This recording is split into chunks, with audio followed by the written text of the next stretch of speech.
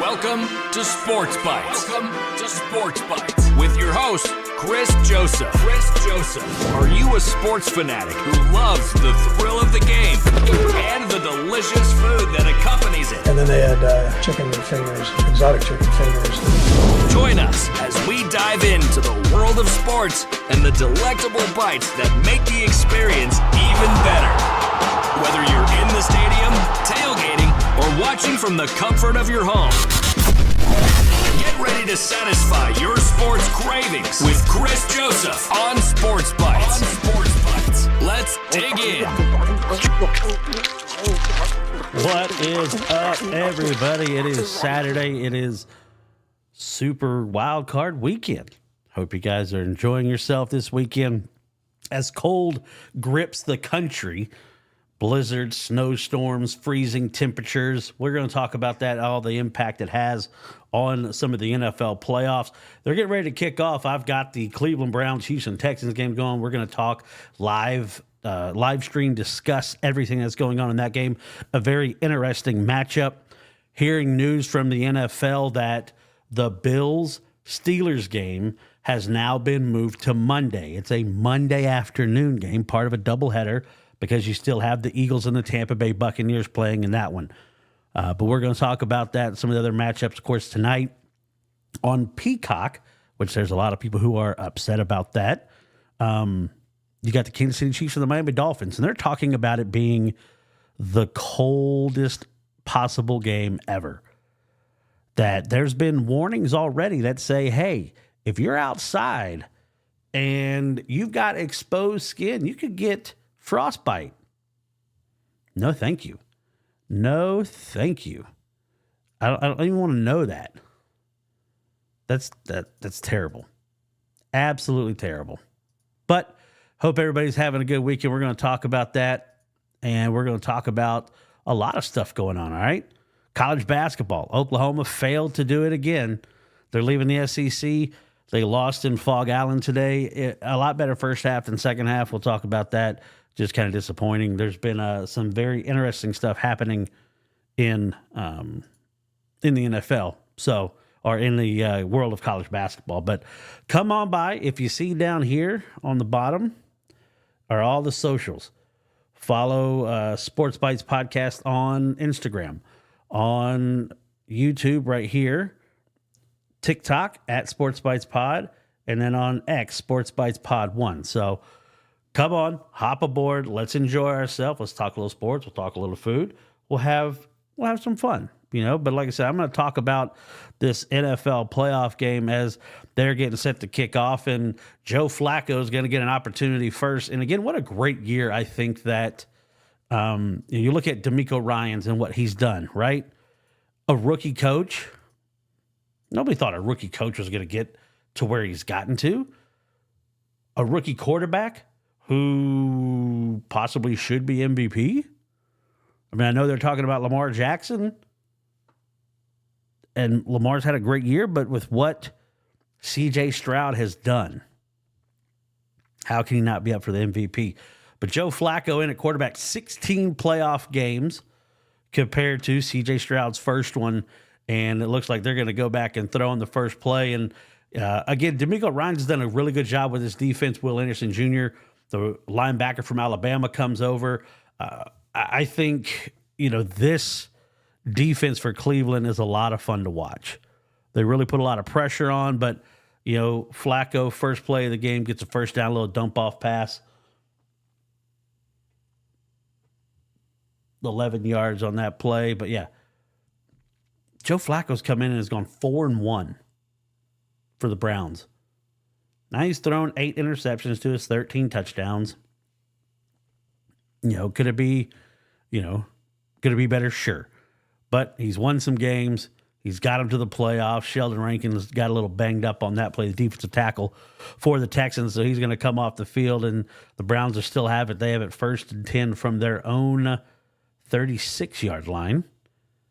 But again, I love what Joe Flacco has brought, that leadership, that playoff experience. And that's why it's like I want to see C.J. Stroud has handled everything so well this year. I want to see if he's able to handle the playoffs. I mean, it's a different ball game. Once you get to the playoffs, it's a different ball game. Win, go home. And a lot of people had no expectations on C.J. Stroud and the Texans this year. Everyone kind of said, hey, this is your get your toes wet year. Let's see what happens. They end up winning the AFC South, hosting a playoff game.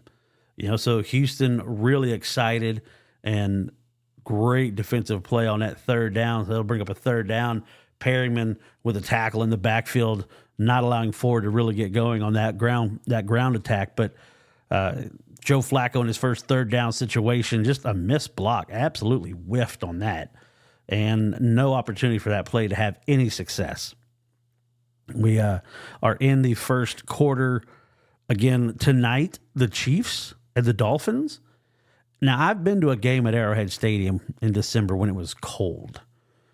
And it was probably the coldest I've ever been in my life. And that was, a Big 12 championship game, Oklahoma, Nebraska, Paul Thompson.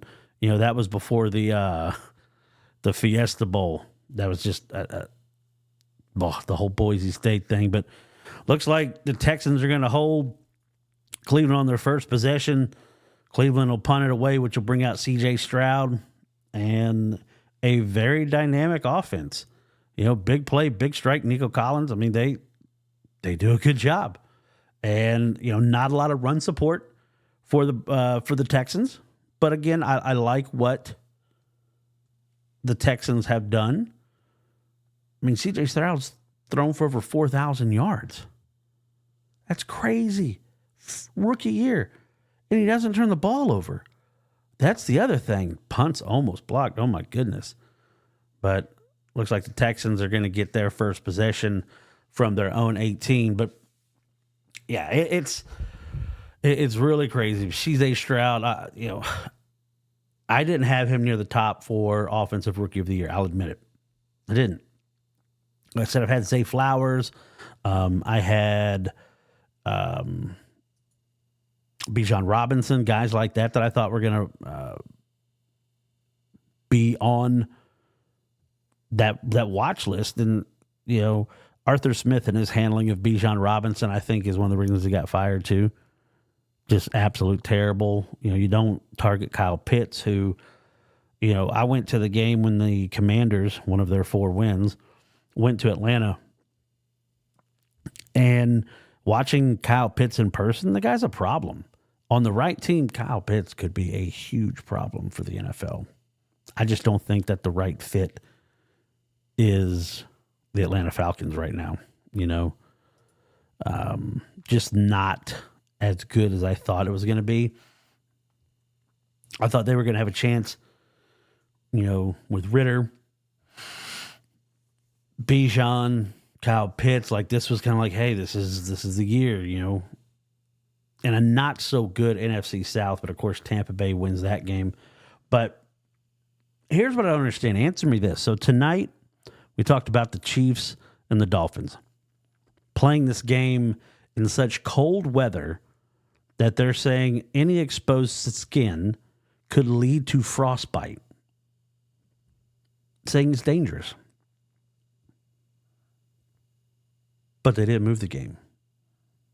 Didn't postpone it, anything like that. But the Bills and the Steelers, because of a massive snowstorm, that game has been moved to Monday afternoon. 3:30 Central Time, Monday afternoon. Maybe the amount of snow, people driving, I don't know. I don't know. But it's just crazy that one game will be pushed back a day, but a game where you could have serious injury because of frostbite?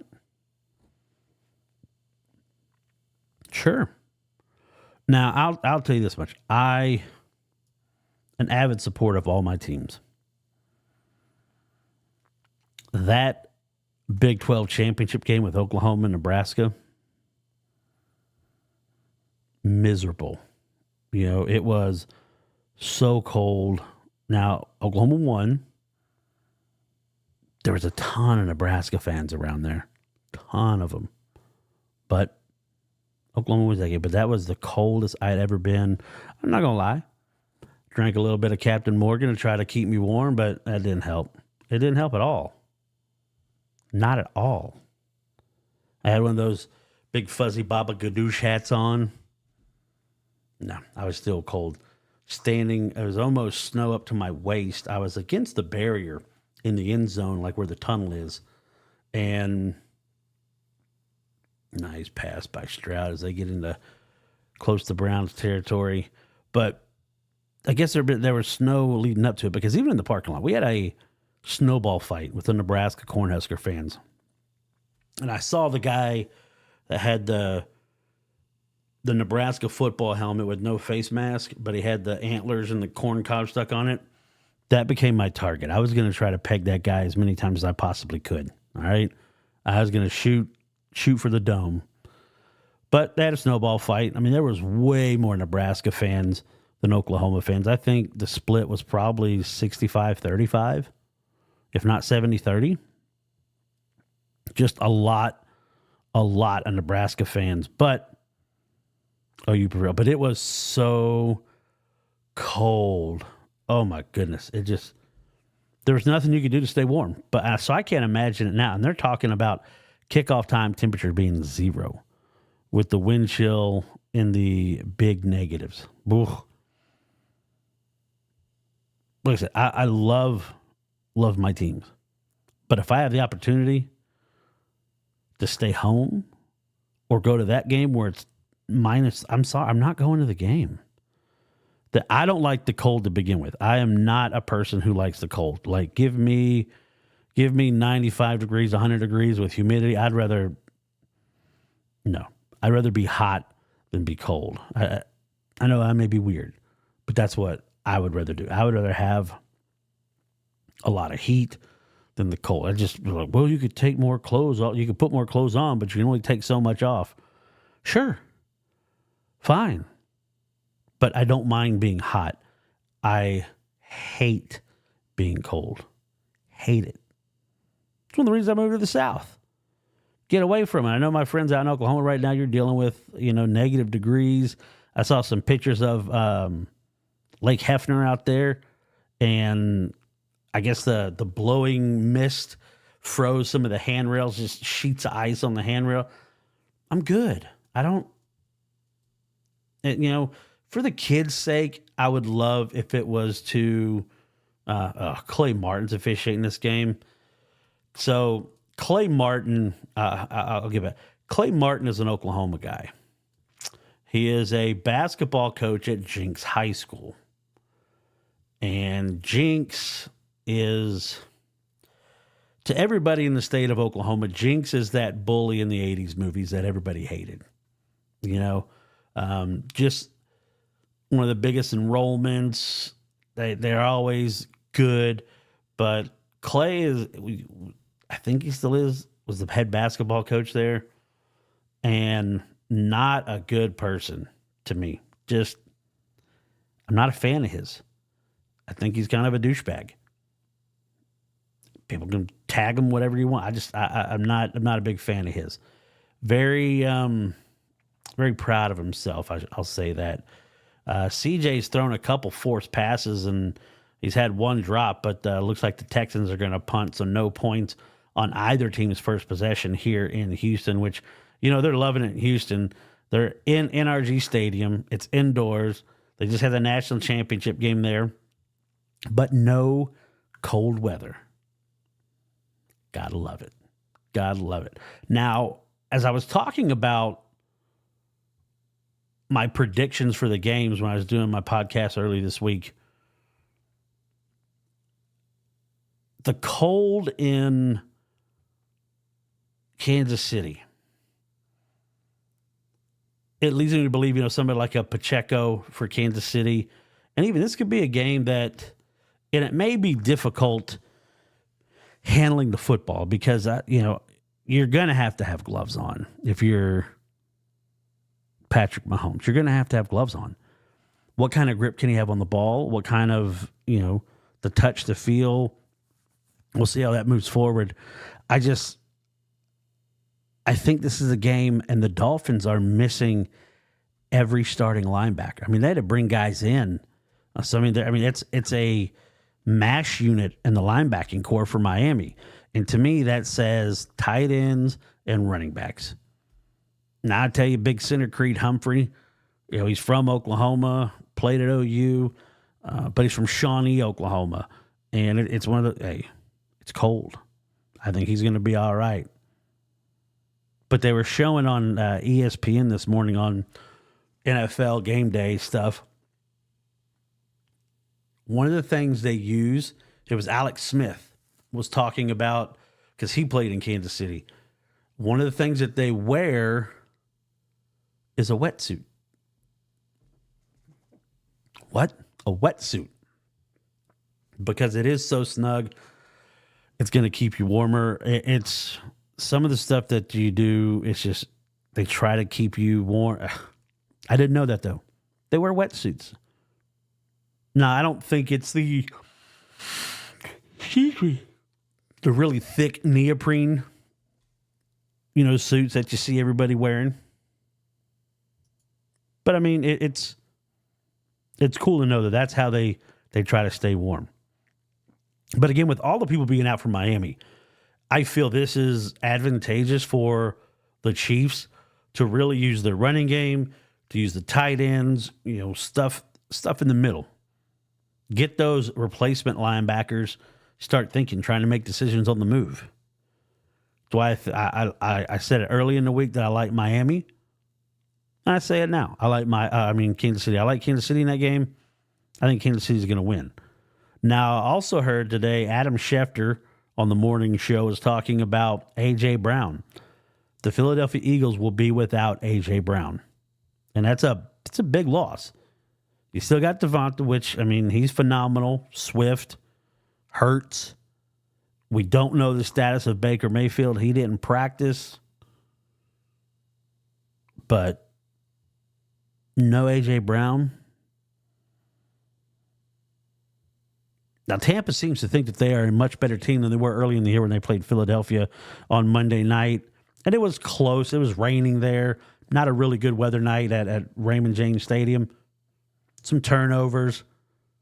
But the Buccaneers believe they're a different team than they were at that time. And so are the Eagles. The Eagles were cruising along at that time, and now they've lost 5 of 6. And they're talking about Sirianni could be on the table to be fired if they lose.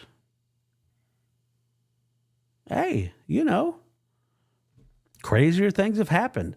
And it's the whole domino effects of coaches and being gone and who's being interviewed, who's not, the Raiders, the Commanders.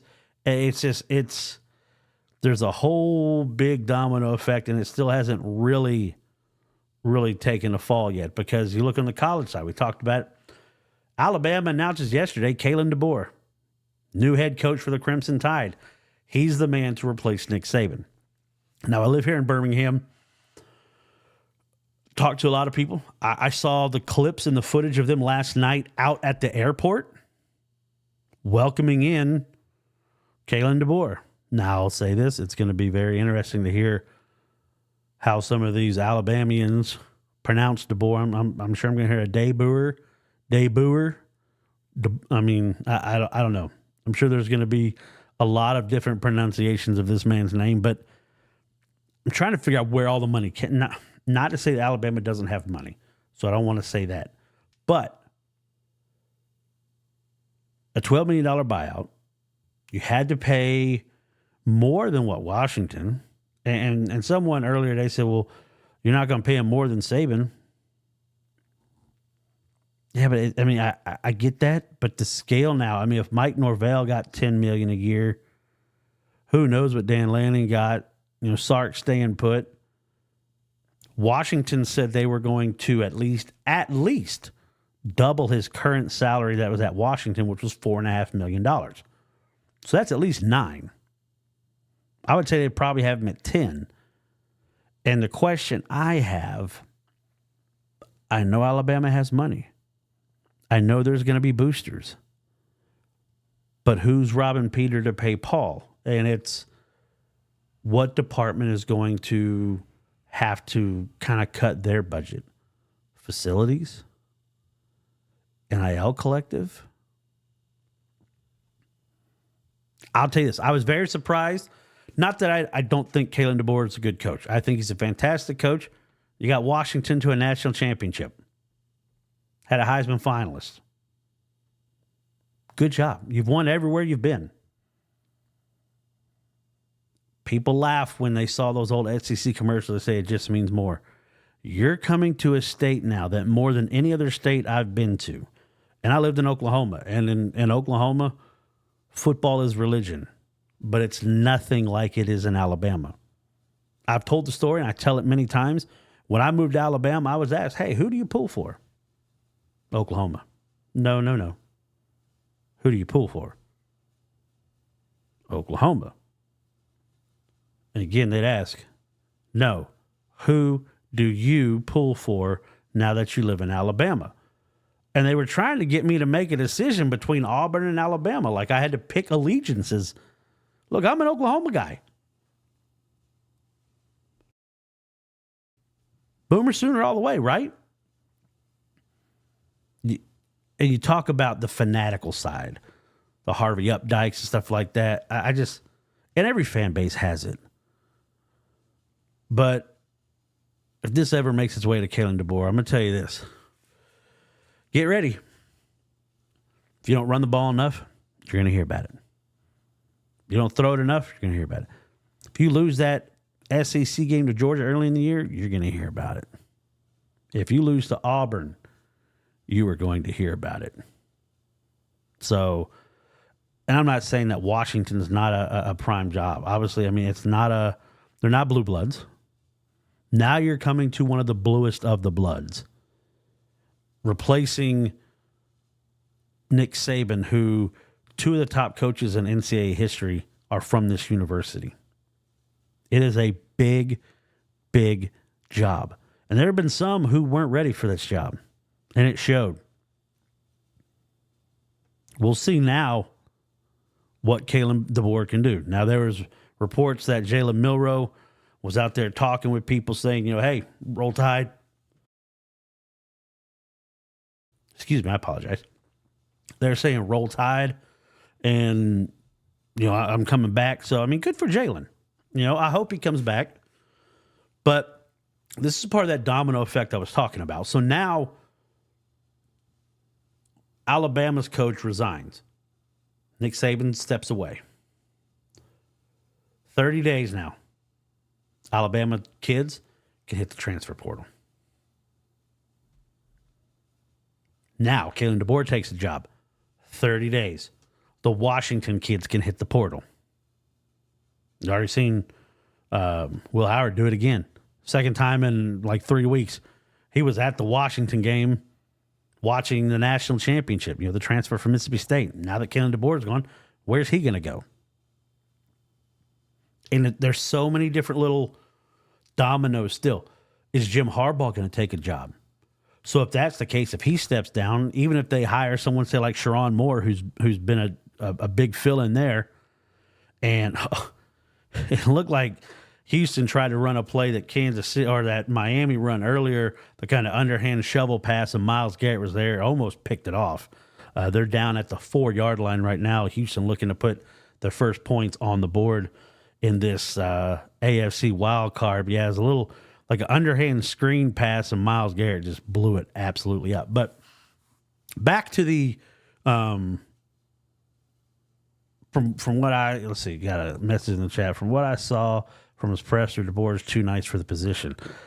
Brian, you might be right. And that's why I said it's very interesting, because a lot of my friends in Oklahoma, even when I was out there before I moved here, it just means more. I laughed at it. You laughed at it out there. I've been in Birmingham since 2016. My family's been here since 95. So my sisters have grown up around it. Really kind of ingrained in it. My sisters went to Hoover. My brother went to Spain Park here in Birmingham. And I didn't watch I'm going to go back and watch it and kind of break it down. piece some stuff together. I appreciate you taking part in the chat, Brian. I don't. Maybe that'll help with him coming in, is being a nice guy. I mean, a lot of people have always complained about Nick Saban being gruff, and I tell the story. I got to interview Nick Saban at the 2014 Sugar Bowl. I was terrified. Sent in some request information to the SID. They said, yeah, we can get you about like 5 or 10 minutes. No big deal. I ended up talking to the man for 30 minutes because we talked football. No hypothetical stuff. I had people that worked for USA Today, a guy named Matt Skalicki. I've had him on the podcast. John Solomon worked for the Birmingham News, AL.com. And they were like, how did you get him to talk to you for that long? So a lot of people were almost intimidated by him. Houston puts up a field goal. They didn't score a touchdown, but Houston takes the lead. 5:29 left to go in the first. The Texans, with a rookie quarterback, lead the Cleveland Browns. But it's a big job. I mean, he has to understand that. And, you know, coaches all have this sense of, I'm better than you.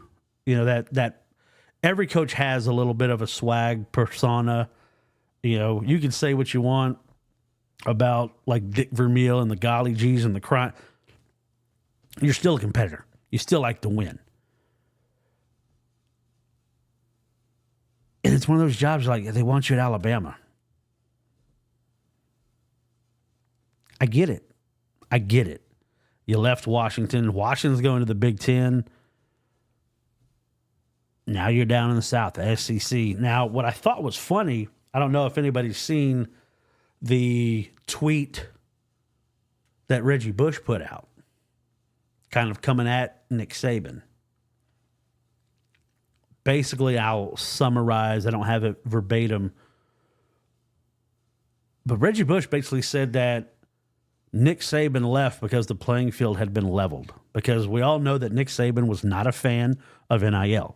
We all know that Nick Saban was not a fan of the transfer portal.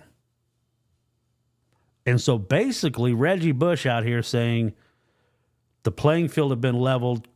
Nick Saban didn't like that. He basically took his ball and went home. Okay, Reggie. I mean, I know where you're coming from, but talking about the playing field being leveled, you didn't have a level playing field when you were getting paid at USC when it wasn't illegal. And now you got Caleb Williams up in a penthouse luxury apartment overlooking the Hollywood Hills. Come on, man. Come on. I don't know. But no, I'm going to have to go back and watch his presser, kind of break it down. You know, I'm sure there's people out there, sports psychologists, looking at body language. Did he seem open? Did he seem closed off? Was he receptive? The team seemed happy to have him.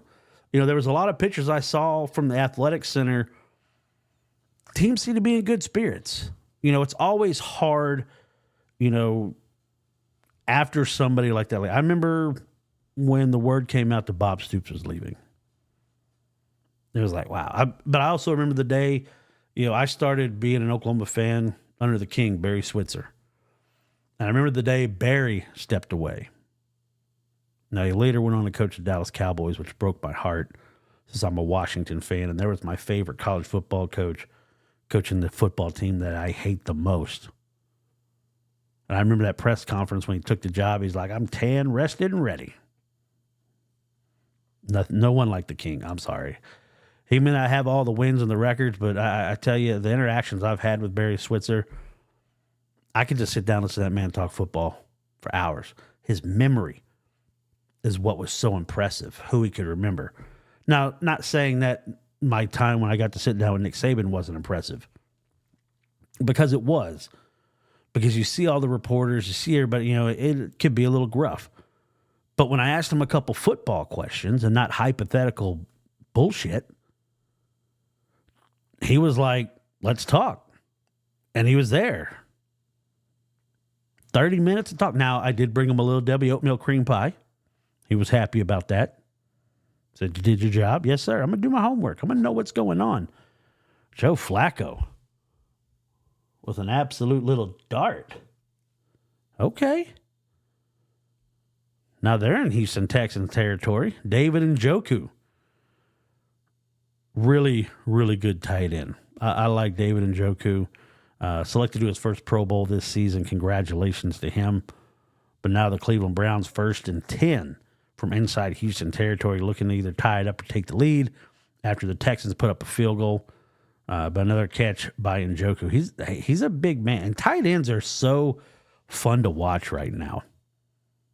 You look at Laporta at Detroit. Obviously, Travis Kelce, Njoku. I mean, George Kittle, my boy George. I love George to death. The tight ends are dangerous now. But I don't know. We're going to see, you might start seeing some more of these dominoes fall. Apparently Harbaugh's talking to a couple teams, because there's the Chargers, the Commanders, the Titans. Jared Mayo has already taken the Patriots job, a lifelong Patriot. Now he's going to be coaching that team. So, I mean, I think that's a good move for them. Again, it's getting to the point now. It's like maybe somebody new is, because there's so many coaches that get recycled that weren't having success. And maybe it's time. Maybe some of the owners are seeing, hey, with the DeMeco Ryan, a first-year guy, you can go in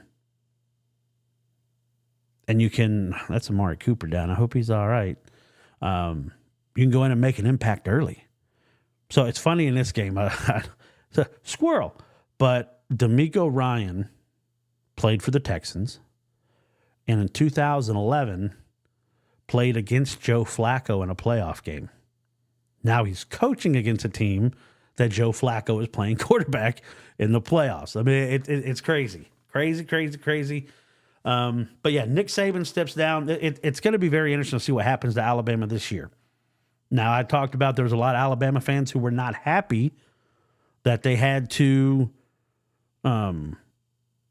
their schedule when it came out, that they're going to have to come to Norman to play Oklahoma the week before the Iron Bowl, which I say toughen up, because Oklahoma's got Alabama and then has to go on the road to end the year at LSU. To me, that's tougher. I mean, that's crazy.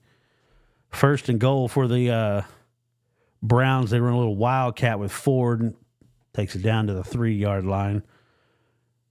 Teams getting to click a little bit more now in the playoffs, but I'm going to be interested to see if Jim Harbaugh takes a college job or takes a pro job. And if he does, think about 30 days of people being able to poach Washington, national championship game, Alabama, college football semifinals, Michigan. And then whoever takes if Washington hires somebody from another school, their players are going to be available to transfer. So, I mean, who knows where those guys are going to come from. So it's going to be another interesting week or so. You've got the NFL playoffs going on. But college football now, the news cycle for college football doesn't stop when it's over. When the national championship is played, it doesn't stop. Got 3rd and goal from the 1-yard line for the Browns. A little power formation. Hand off to Ford and touchdown, Cleveland Browns. Man, I still remember as a kid when it was Bernie Kosar, Ernest Biner, Webster Slaughter, those guys. And, you had that game against the Broncos with the drive. And then Ernest Biner had the fumble, and just, seeing, the old dog pound throwing the milk bones on the field. But there you go. Kareem Hunt with a 1-yard touchdown run for the Browns. They are an extra point away from being up 7-3. And it's through the Big H. 7-3, first quarter. Both teams looking good here. Could be, this is a game that, man, I went with Cleveland just because of the inexperience of C.J. Stroud. It's hard to put that much money, And again, take nothing away from what that young man has done. Nothing. But it's your first NFL playoff game. Now, if he comes out, balls out, cool. I tip my hat to you, buddy. Do what you need to do. Still going to go with that experience in the playoffs. Running game, defense, experienced quarterback. To me, it adds up a Cleveland Browns victory. Now, tonight, I mentioned I love the Chiefs to win that game. Of course, I can't wait to see, what people say if they show Taylor Swift. So many people have come out and have made comments and really, I want to think how I want to say this, because I don't think Taylor Swift is, like Tony Dungy said, disenchanting the NFL crowd, because she didn't ask to be put on TV. Now, nobody can deny the numbers. I talked about it early on in my podcast, that first game she showed up to. How many people were watching the Chiefs play the Broncos, who was a terrible team. But they're watching that game because they want to see her in the booth. She's supporting her boyfriend. So what? She didn't do it to get clout. I mean, it's so crazy the kind of controversy that this woman brings when she's really done nothing. And I talked about it, man. There's a clip of Kobe Bryant. You can look it up on YouTube. You can look at it anyway. And if you're watching on YouTube, don't forget to hit the subscribe button. Subscribe, get the notifications on. So every time I go live, every time I have a podcast drop, because I'm able to record video and audio now. I've got my nice overlays. But I talked about it earlier, and it's just, it's crazy what she's done. But there's a interview with Kobe Bryant, and kind of flippantly, the person interviewing Kobe said, "Oh yeah, I'm sure you got some Taylor Swift on your playlist." He's like, "I do," and he said, "Look, her music may not be your cup of tea, but you have to respect greatness." And that's coming from one of the greatest basketball players of all time. People talk about his mentality, that Mamba mentality, achievement, excellence. And that's what Taylor Swift has done. There's a lot of people that don't like her. There's a lot of people that love her. I'm a Swiftie. I'll admit it. My wife got me into it. I started listening to the songs because we're going to London next year, right before the start of football season. And we're going to see her in concert in London. Let's do it. It's our anniversary. We're going to have a ball. Let's go see Taylor Swift at Wembley Stadium, the historic Wembley Stadium. I'm going to go to Stonehenge, and I hope I don't do like Clark Griswold and knock the stones over. But we're going to have a good time. C.J. Stroud back out on the field, seeing what he can do. Nice little shovel pass, trying to get that ground game going, and nice first down carry. He's still churning away. Okay. There you go. Oh, Devin Singletary. Very nice. I really like C.J. Stroud's presence in the pocket. He stands tall. He's confident, makes quick decisions. Watching here. Throw off his back foot, but he finds... Ooh, that's Mechie. Okay. The Alabama receiver. A lot of Alabama ties. I mean, D'Amico Ryan's not stupid. But again, C.J. Stroud understands the pocket, sees it coming, steps up, kind of a little jump throw, but he gets Mechie, and it looked like there was some cover two there, and Mechie runs into the empty void of that zone, and the Texans are cooking. This game, first two possessions ended in punts, but now, they're trying to do a little razzle-dazzle. Ran a reverse, didn't really gain much with Nico Collins. Nico's had a phenomenal year for the Texans. Phenomenal year for the Texans.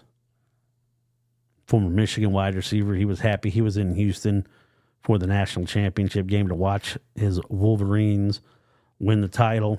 And it was a cool scene. It was a cool scene. To see Jim Harbaugh, his father, John Harbaugh, everybody there. 2nd and 6 for Stroud from the 16. Little play action fake. Little tunnel screen over to Collins. He's going to score. Touchdown! Touchdown, Texans. Hey, we got a ball game, guys. Got a ball game. These guys are going to put some points up. Now, Amari Cooper, the last time he played the Texans, I think he had 12 receptions, 260 yards, and 2 touchdowns. So that's what's going to be interesting to see how he does for Joe Flacco in this game. But again, just great blocking downfield. They sent a man in motion, little fake toss sweep that way back to Collins on the other side for a little screen play. He's got some offensive linemen. They kind of seal him off, and Nico does the rest. So another touchdown for Nico Collins, and the Texans an extra point away from going up 10-7 here in the first quarter. 11 seconds left to go in that first quarter. And, I tell you, come over here and let's look at some of these stats right now.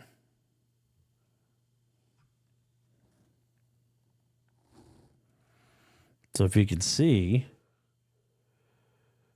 Joe Flacco's 8 of 9, 82 yards. C.J. Stroud, 6 of 10, 107 yards and 1 touchdown. Nico Collins, 3 catches, 74 yards and a touchdown. Whew. Man. It could be a very entertaining football game to pay it, to keep on the look there. Laramie Tunsil kind of shaking up on, looked like the extra point, kind of holding his left knee. I do like that. I see the Texans are wearing the retro Jordans cleats, and it's so funny now seeing some of these the younger generation coaches. D'Amico Ryan, of course, if I was built like D'Amico Ryan, I would wear the jogger pants and the form-fitting shirt as well. But Tunsil got rolled into by one of his teammates. That's never good. When your leg is planted and you got another, he looks like he's trying to pop something back into place. That was kind of odd. He does not have a brace on, but that was weird to watch. Like he went down to a knee after he got rolled into. It was his left knee, and it looked like he was trying to pop something back into place. I couldn't tell if it looked like a dislocation, but now I don't want to speculate. But he's up, got a little hitch to his giddy up, but man, that's not what you want to see if you're a Texans fan. You don't want to see that happening right now. But Houston Texans lead 10-7 right before the end of the first quarter. I mentioned earlier today I was excited about the Oklahoma-Kansas matchup in basketball. Disappointed once again. The Jayhawks, man, they're the team that kind of sticks in my craw. The 88 championship game with Danny Manning, those guys, and there's been some great teams that have gone up to Fog Allen and have had a chance to win. That 2016 team with Buddy Hield, Isaiah Cousins, Ryan Spangler. They had a chance. The Final Four team that year, that went to a triple overtime game. Frank Mason. It was a fantastic basketball game. But I was hoping Oklahoma could leave the Big 12 with getting a win over Kansas at Fog Allen. So, heartbreaking. But it's been an interesting year in NCAA basketball. Last week, I think 4 of the top 5 teams lost. Or this week, I say, Monday, Tuesday, 4 of the top 5 teams lost. Now, Oklahoma, they made it into the top 10. They are at number 9. And lost both games this week, so I would be surprised if they don't drop to at least 15, 16 is what I would figure. But what do I know, right? Joe Flacco back in for the Browns. Pass over the middle, and we have running room. The Browns already down to the 27-yard line. Harrison Bryant with a big catch. That's going to end the first quarter, and the Browns are already knocking on the red zone. Just a nice pass over the middle, found the weak spot in that zone, and Brian Harrison catches it, just keeps trucking. So we got a quarterback battle. Flacco and Stroud going shot for shot, a gunslinger, if you will. But, yeah, very interesting that the NFL has decided to move the Buffalo-Pittsburgh game, but not the game tonight. What are you thinking? If you're out there watching, again, don't forget to subscribe, follow, all that, all the socials down there. You see them. But also follow the podcast on any podcast platform. Doing an episode a week. Really trying to hone in, get some more guests in. I'm trying to get Chris Plank, Chad McKee, get Damian on again. Damian Mitchell from here in Birmingham does a great job working with Cole Kubelik and Greg McElroy. So I'm going to try to get him to come on, get that perspective of the new hire at Alabama. People that have been paid to cover this guy for the last couple of years. And it's going to be interesting. Saban came in, right? And he lost to Louisiana Monroe, Mississippi State, back-to-back games. Bama wasn't happy about that. The way this schedule is now, and it's going to be so hard to predict who's going to be in the playoff, this new 12-team playoff. Does it favor the SEC? Probably. Now, the Big Ten is going to be right there because obviously Oregon, Washington, USC, those teams coming in, that's going to bolster the strength of schedule for the Big Ten teams. I mean, if you look at Michigan has to play Washington again, one of the first Big Ten games of the season. But I play Washington, Oregon, Texas. Like next year's Michigan team, maybe that's one of the reasons that Jim Harbaugh's thinking about leaving. He was like, that schedule next year sucks. It went from only having to worry about one team, now I've got to worry about 7 or 8 teams.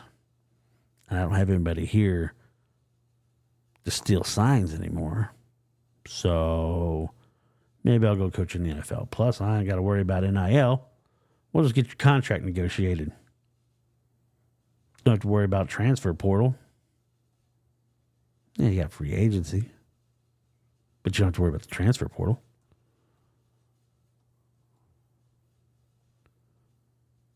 Little quick carry by Ford off left tackle. Picks about 4 or 5 yards. Man, Flacco, for a guy that was sitting on the couch, that guy can spin it, man. Still got a big arm. The former Pitt Panther, former Delaware Fighting Blue Hens. In the game against the Texans in Week 16, he had 7 passes completed for 15 yards or more. Another handoff to Ford. Going to be about 3 yards short of the first down. I thought they'd be a little more aggressive here. If you asking me, I thought they'd be a little more aggressive,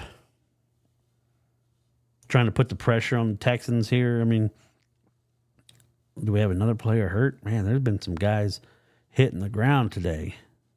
Looked like they were calling the Browns staff over. So, yeah, Flacco's postseason, 16 starts, 10 wins. He's thrown for 3,300 yards, 25 touchdowns, 10 interceptions. But the way it's looking right now, that doesn't mean a thing to C.J. Stroud.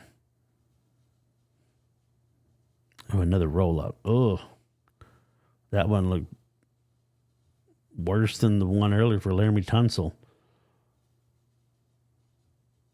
3rd and 2 for the Browns. Hunt in the back. Flacco's just going to go forward. Wow, he's going to pick up 4 yards. And that forward progress should give him first down easily. Yeah, that's where the guy, he's a yard past. I mean, that wasn't like a brotherly shove or tush push or anything. He was under center, had a little bunch set near side, and he just takes off, finds a little seam, and good for Joe. I wonder if Joe's going to fall asleep on the sidelines again like he did. Man, it's been an entertaining game. I've really enjoyed this game so far.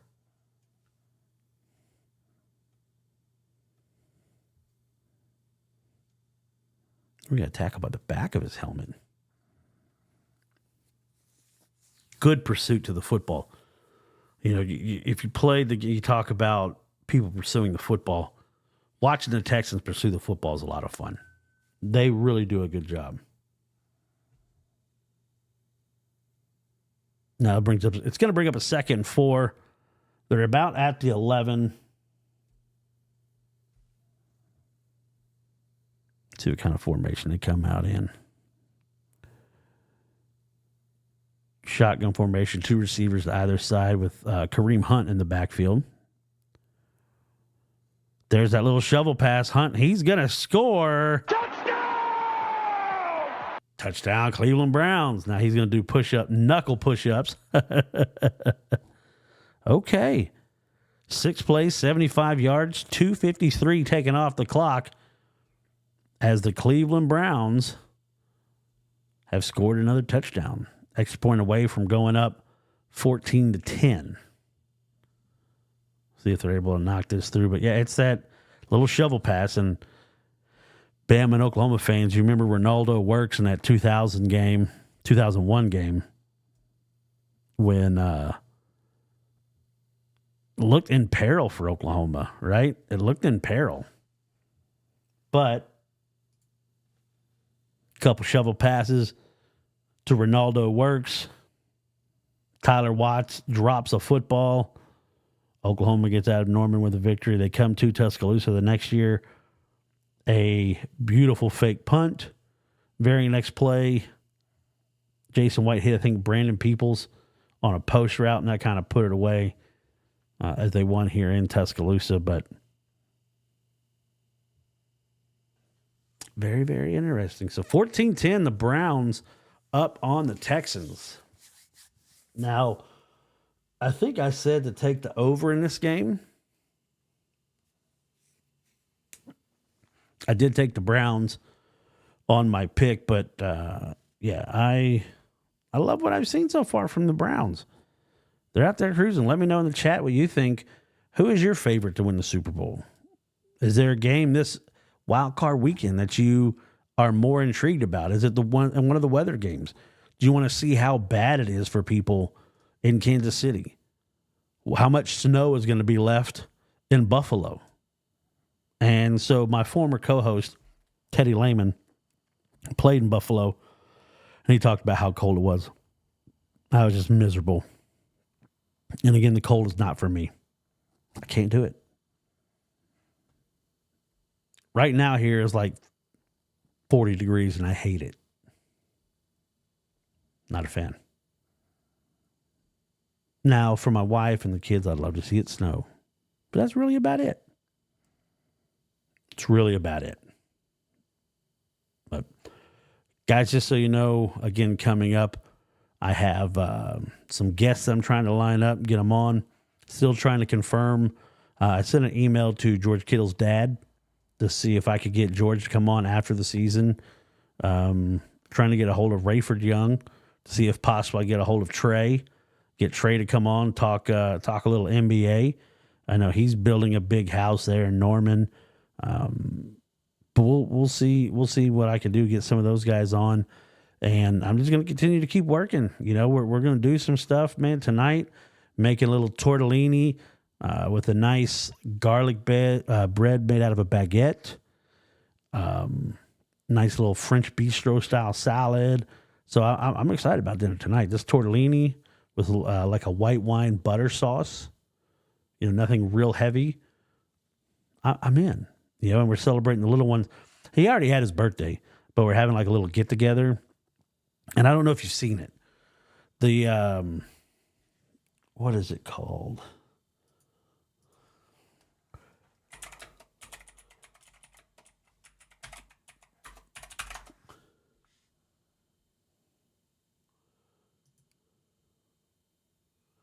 I think it's like the Pro Football Launcher for kids.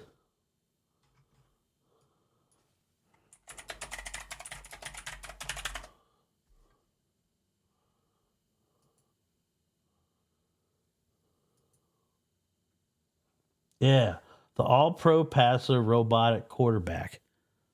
This thing right here, check this out. So this thing right here, it's $52.99. You pump it up. You pick what route you want to run, and it throws it to you. Are the Texans going to score on the first play? I don't believe it. The Texans retake the lead. One play. Oh, my goodness.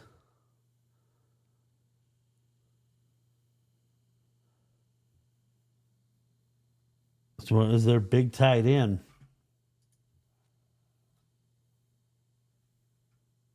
Big Jordan. Man, tight ends again. Wow. Stroud now 7 for 11, 183 yards. Stroud's going to go out there and throw for 400 yards today. But yeah, back to this thing. So my kid loves to play football. Loves the cat. He started basketball, but he loves this thing. The All-Pro Passer. I saw it at Target. He and I saw it at Target. We were getting some stuff, and he was like, ooh, got to get that. So my mother-in-law, and you've seen them on practice fields, the big net that has the 3 holes in it, right? So you can practice throwing. She got that for him for Christmas. He loves it.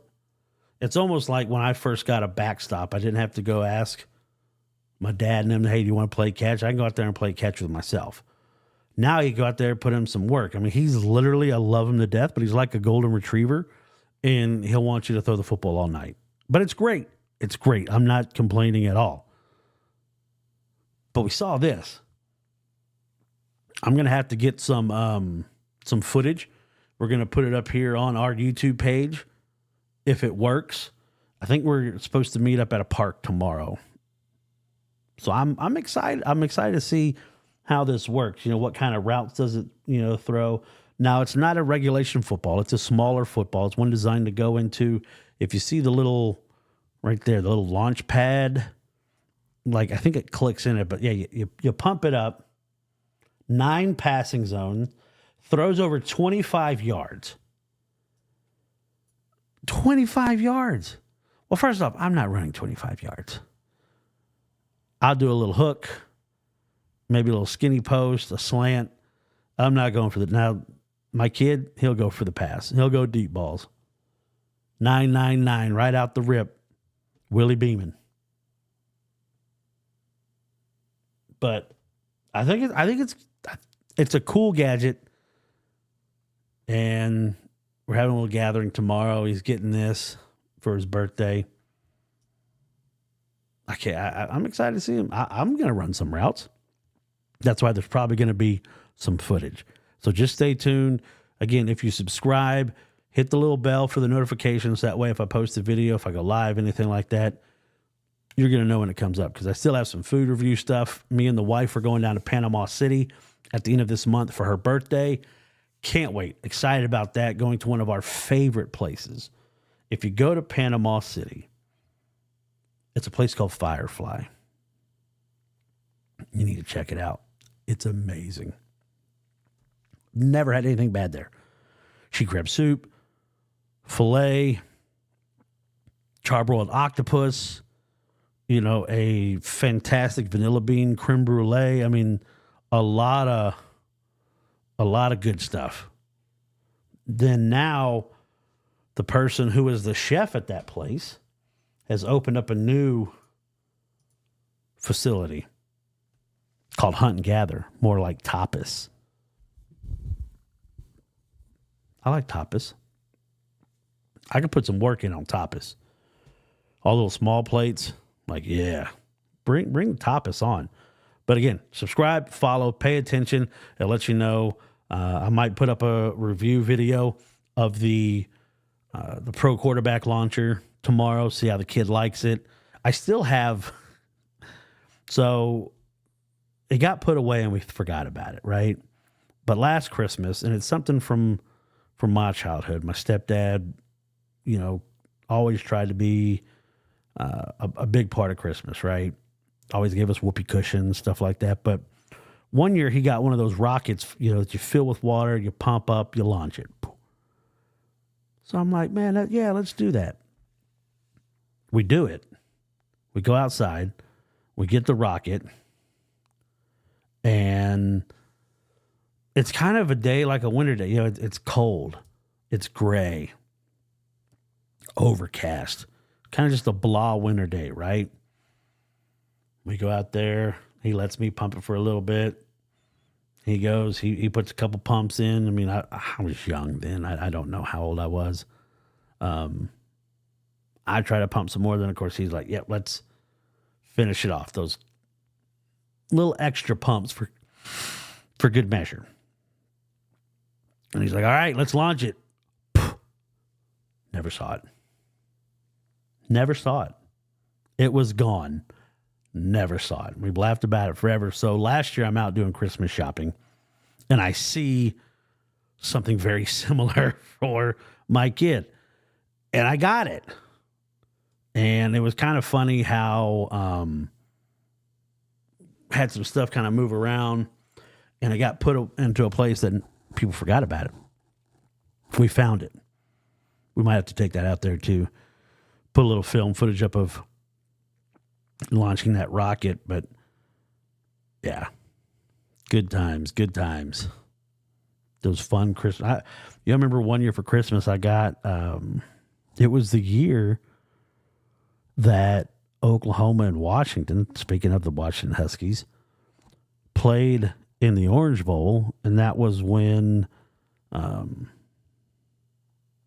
Sooner Schooner came out and cost the Sooners a touchdown. They ended up losing that game to Washington. But I remember vividly remember it was a white long sleeve T-shirt, and it had like the Husky W with the like the Ghostbusters, the slash across.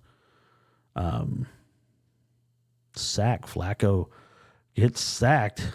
Barnett with the sack, and they're going to force the Browns to punt. Houston looking to add to their 17-14 lead right now with 10:50 left to go in the half here in first wild card playoff game. Good dip move, gets around, sack on Flacco. Now you got to be careful. He kind of pushed off on him as he was getting up, so got to kind of be careful. They might flag some stuff like that, but it's going to force a punt, standing back in his own end zone. So it should be good field position for the Houston Texans as they look to score on a third drive in a row. Takes that to 35 up to almost the 45, gets about the 47, where the Houston Texans will take over again. Desmond King, not a bad return, not a great return, but you're right on the short side of the 50-yard line. So it's good field position. Still I apologize. Still a short field for the Browns. For the Texans. They're just now getting to introduce the Cleveland defense. There's been so much action going on in this game. Oh, my goodness. Whoo, there's some hitting going on. Nice little counter buck. They're trying to do nice little inside handoff, and that was destroyed. Man, Devin Singletary had no chance on that play. Brings up a 2nd and 11 for the Texans. It's been a lot of fun watching. This game is going to be incredible. Little screenplay to Singletary. Again, pursuit to the football. Wusu Kimura has been all over the field. This dude has a high motor. Diagnoses the play from middle of the field to boundary, turn the hips, and go. Browns defense has been, look, I'm not a Browns fan, but the Browns defense has been fun to watch this year. I mean, heck, the Browns are 11-6 on the year.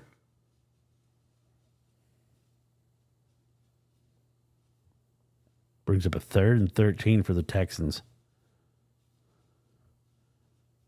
Stroud steps up in the pocket. Deep pass. He's got a overshot. Oh, my gosh.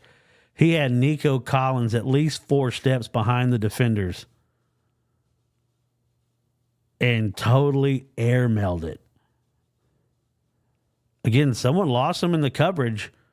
That too high safety, and Nico Collins just ran right by both the cornerback and the safety, and C.J. Stroud. That's one of those you always hear, that's one you're going to want back.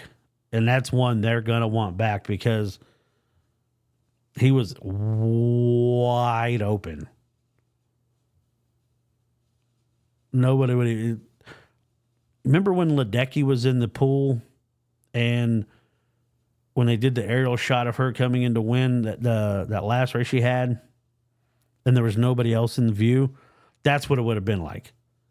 But again, it's the second time that I've seen the Browns have an issue with when you let somebody go in that zone play. So it's you gotta communicate. You gotta know what you want, especially here in the playoffs, man. Punt it away, and the Browns are going to take over. Their last series wasn't great. So maybe everybody's starting to settle in a little bit. Really tight at first. Then you have some big plays. Now you're trying to settle in. We're going to do that groove. But Joe Flacco, man, 12 of 14.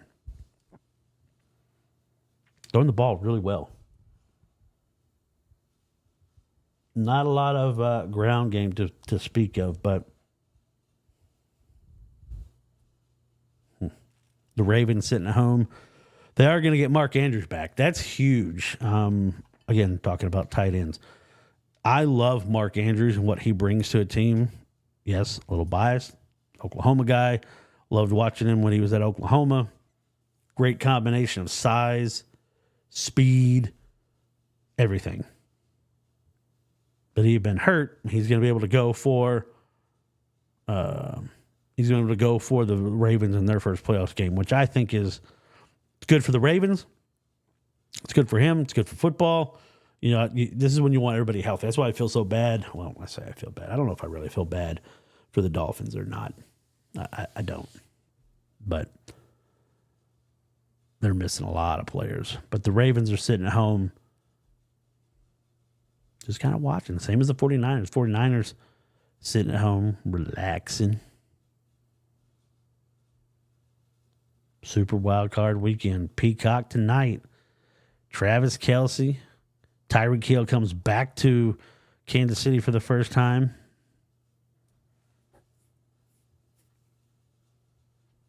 Tua versus Mahomes. So there's a commercial. Let me ask this. If you're out there watching, if you're on YouTube, you're on your body, you hit the chat. Hit the chat. The Olympics are coming. What is your favorite Olympic event to watch? It's got to be summer. I mean, if it's winter, you know, I'm big into like the bobsled, the luge, the skeleton. Love curling. Speed skating is always entertaining. But what's your favorite event in the Olympics?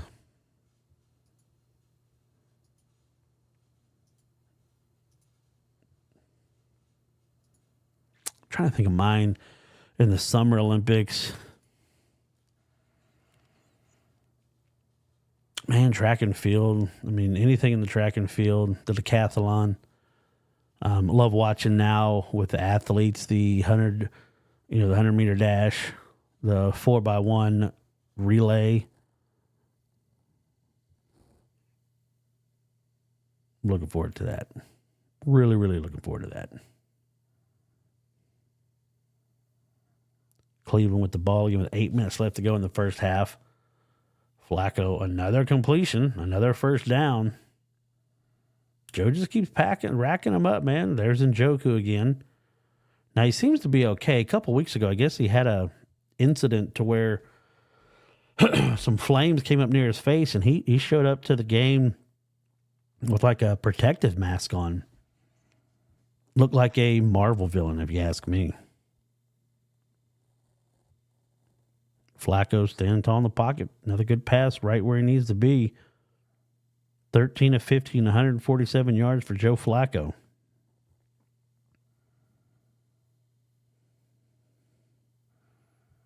Great play design. Nobody's open. Oh, is that going to be flagged? Nope. Ooh, man, I tell you. King was very lucky. So Flacco rolls out and he starts to run. And Joe looks like he's going to slide, but it looked like King was already launching before Flacco started to slide. And then he does like a helicopter spin on Flacco's back. But you got to be careful for that. I mean, all the Browns people were looking for a flag. I'm surprised it wasn't thrown. I'm not saying I agree because it's football. But today's game, Flacco's going to throw that one out of bounds, going to bring up a 2nd and 8. We got a little flag. There's Clay. I'm not a fan of his, if you could tell.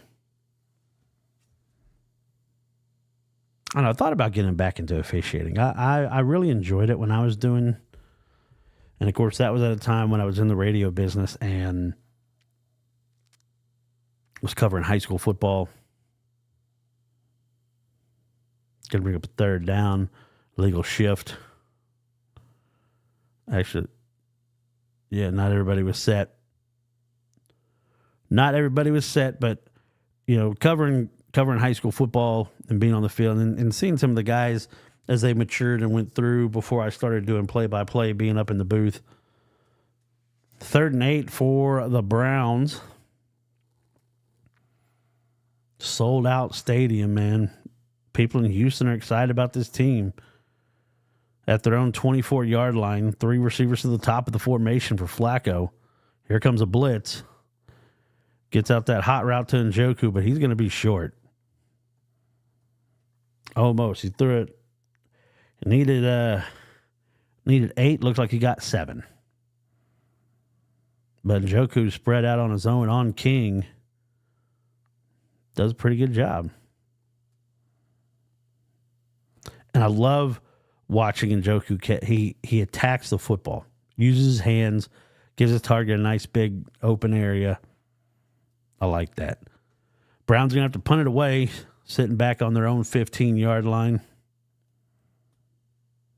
This one should put the Texans back a little bit further, but it don't matter. They've shown they can go the distance in one play. They've got it with Nico Collins. They can attack from anywhere. So we're going to stay with you through the half, and then we're going to go ahead and end this broadcast for today. Spend some more time with the kid. We'll probably play a little Fortnite today. It's one of those, you take advantage of the moments when you have them, right? Because there's going to come a time real soon to where it's not cool to hang with your dad anymore. It's sad to think about. But I'm excited. Got another week of basketball. And how crazy is this? So I go to my son's basketball practice. I'm wearing my OU hat. I'm a Sooner guy. Sitting there watching him practice. It's our first time being around. He was playing for the Y League and already loved the coach. Very high energy, very positive, very interactive with the kids. Now, I also loved it because we're sitting there watching as they get into practice, and it's, all right, line up, we're running lines.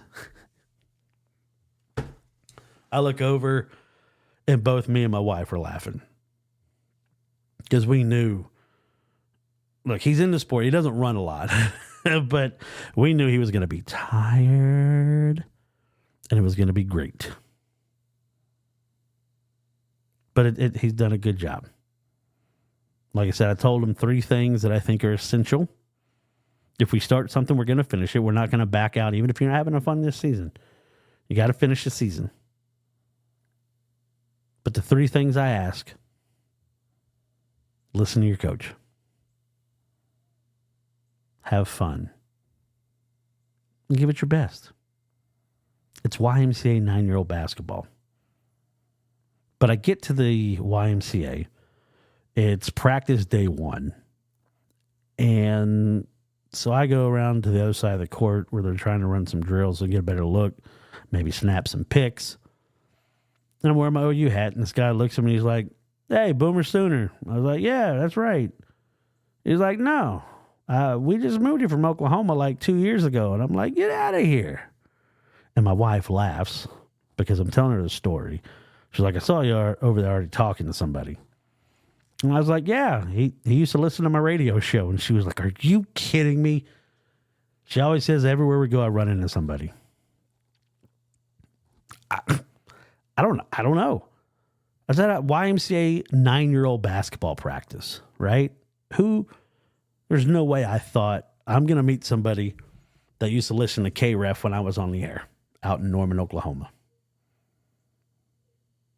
But he did. Now, the funny thing is, we find out we know some of the same people. I know his brother-in-law. His brother-in-law was an official. Did basketball officiating out there in the state of Oklahoma. So, yeah, it's crazy. It's a small world. But they'll tell me, "Hey, I got a podcast. You need to check it out." So, again, trying to really keep this thing churning forward, right? Trying to gain some momentum. That's why I say, if you're subscribed, if you listen, tell a friend. Pass it on. I appreciate everybody who's been supportive. I appreciate everybody that's interacted. I appreciate everybody that takes their time to listen. You know, it's been a while since I was actually officially on the air doing this job. Now, there's a group called the College Football Dogs that I'm starting with, and it's kind of a fledgling program. And what I'm hoping for, I've already been talking to like the president of the company and the vice president, and trying to get credentialed. They had people credentialed for the Duke's Mayo Bowl, stuff like that. So they're taking this very legitimate and wanting to be kind of like a Barstool kind of presentation. They do podcasts, and they're like, "Yeah, we can help you with your podcast, with like maybe some more layout." There goes Nico Collins into Brown's territory. But so I'm excited about that. It could be back to writing for me. It could be back to covering games, to go and, they don't know if they want to put and try to get me a credential for either Auburn or for Alabama or for both, because if they're gone, one's home, can go and cover the game for the SEC, do some inside scouting for the Oklahoma. I'm kidding. I take my job very seriously. So I'm excited about it. But if you're a part of this and you're part of seeing it grow, again, thank you. Thank you for listening. Thank you for watching. But share it, like it, follow it, subscribe to it. Get in now, because when I get to a certain point, I start charging people. All these people that were members before, I'm bringing y'all aboard. I'm going to get the memberships gifted, because I'm going to start doing exclusive content, stuff that people pay for. You're looking for memberships. Maybe I start, a $2 subscription, $5 and a $15, for the exclusive. I don't know. But it's kind of where it's going. It's getting to the point to where now I need to start looking at doing some proposals. Maybe getting some people to help support. Maybe getting some sponsors. Hey, if you're out there listening,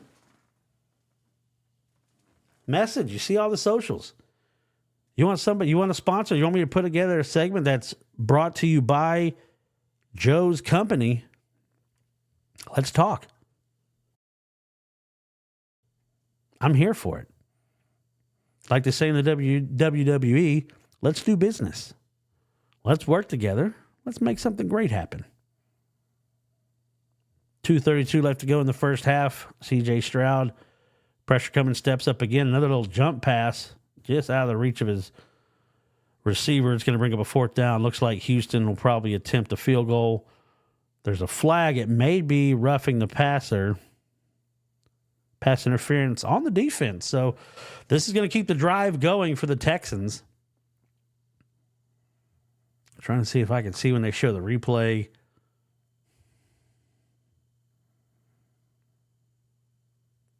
Man, I don't know about that one. They call it on 33. And if you see it, well, right. Not even there. Well, he's got a hold of his jersey by his shoulder pad. And then, I don't know. That to me, I don't think anybody gained an advantage on that play. That's one of the things they tell you when you're officiating. Look at it, advantage, disadvantage.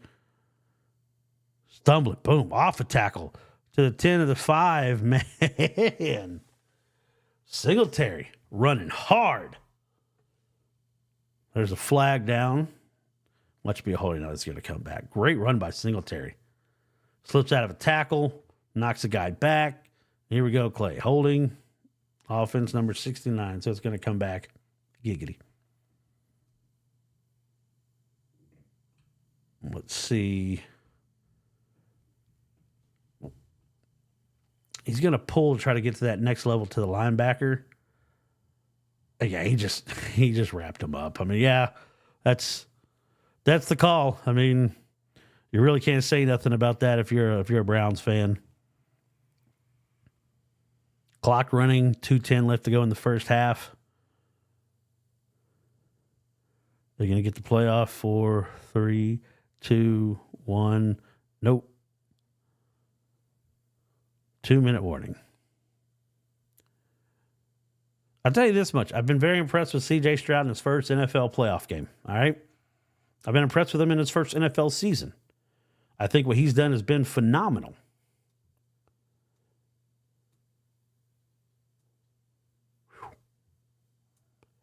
See if they can put up another touchdown right before the half, make it 24-14, 23-13 if they miss a field goal or extra point, or if they're just going to try for the field goal. See if they can add some more points before halftime. Stroud having a good day.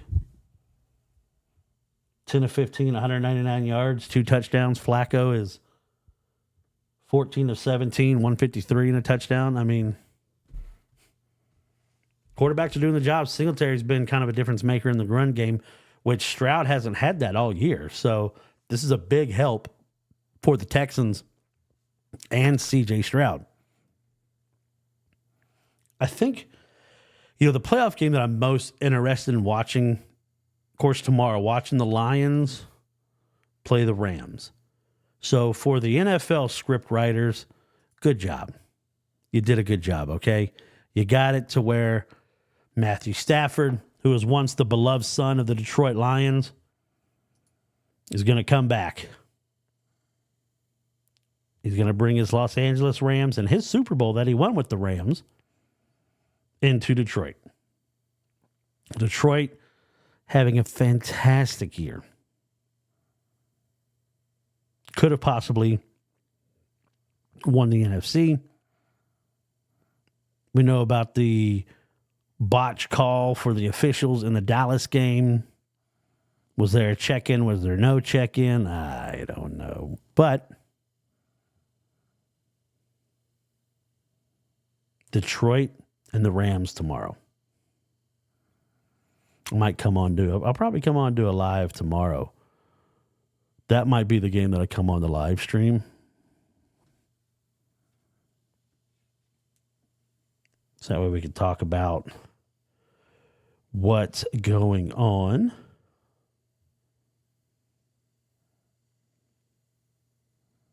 Let's see, what time does that game kick off tomorrow?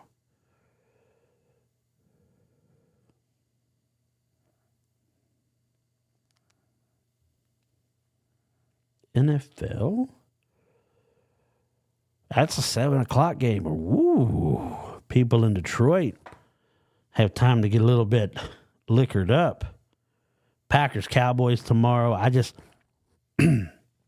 don't think Jordan Love is ready for the playoffs. And that defense is, with Micah Parsons, it's unrelenting. 1st and 18. Another pitch to Singletary and Owusu Koramoah, again in the backfield. Doesn't make the tackle, but kind of stumbles and makes Singletary adjust himself, leads to the tackle, So Monday, 3:30 Central Time, Steelers, Bills. Then the Eagles and Bucks. Baker Mayfield. Out there winning the respect of his team, winning the town in Tampa. Everybody in Tampa loves him. I've heard people say he needed like image repair. I don't know about that. Saying he's tough to like. I don't know why. Oh, Stroud going deep. Oh, there it is. Touchdown. Touchdown! Dalton Schultz. I mean, it was a great play. And man, 8 plays, 71 yards, 4:33 off the clock, 1:11 left to go. And CJ Stroud is putting on an absolute clinic. And he does a little Fortnite dance. 11 of 16, 236. Let me look at something.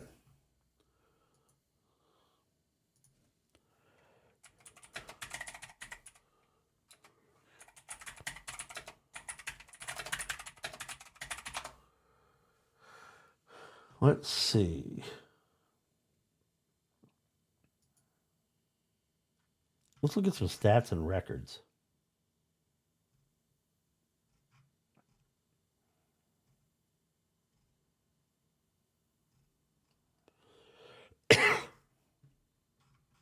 That's not what I was looking for.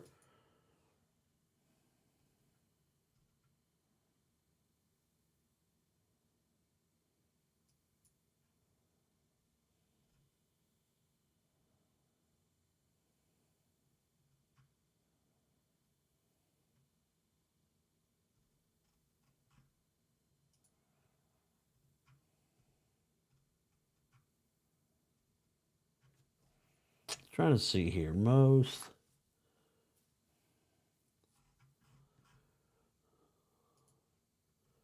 CJ Stroud does have the record for the most passing yards in a game by a rookie. 470.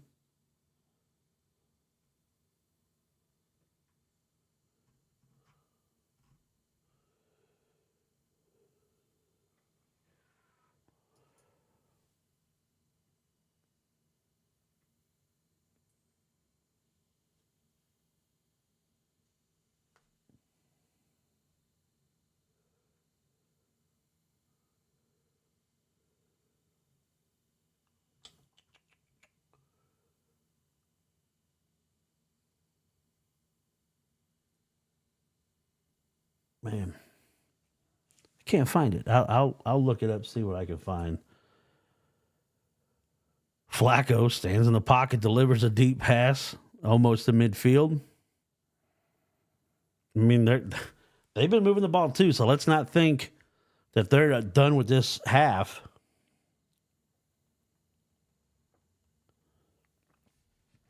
$48 left to go.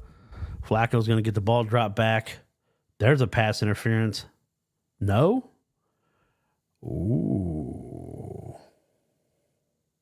Okay. So you call the one on the Browns, which I thought was just two people hand fighting. This one looked like the guy came through him early. They're not even showing a replay. Boy, those Texas fans are hammered right now. I just hope we don't see any, fights. Flacco, Spence sacked. There you go.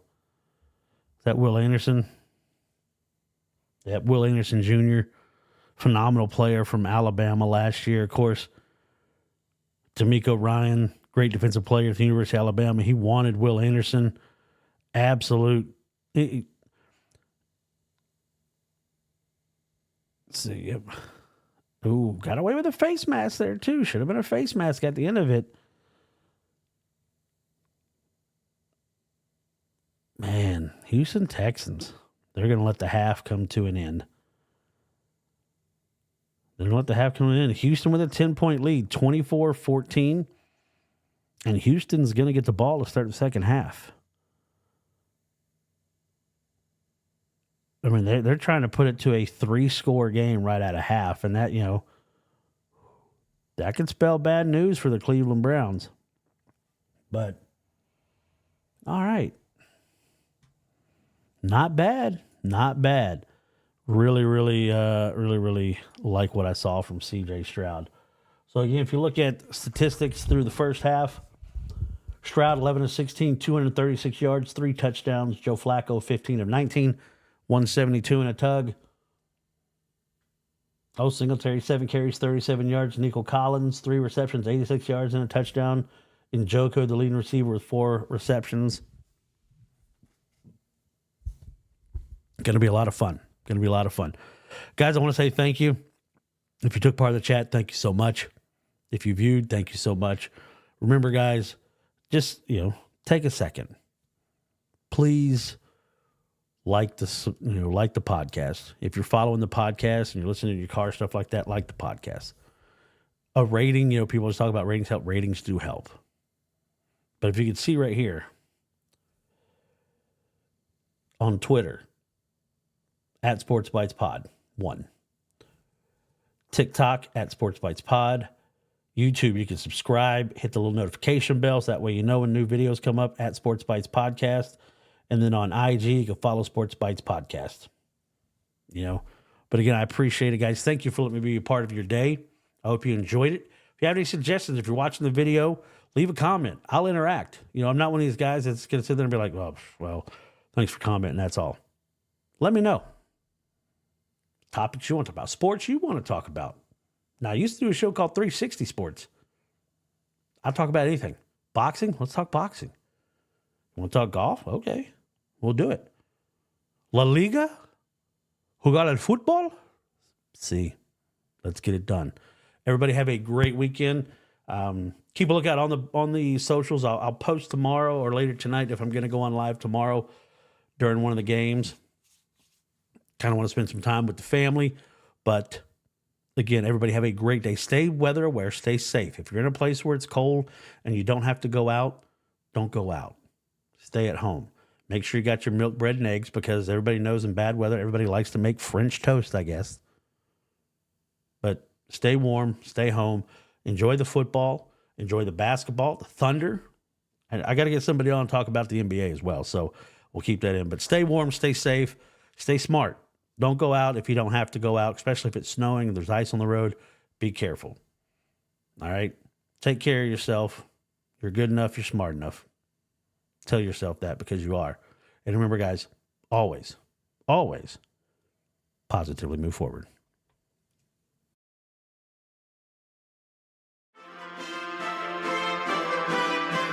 Thanks for joining us on this delicious journey through the world of sports and food on Sports Bites with your host, Chris Joseph. We hope you've enjoyed the game day stories and culinary adventures.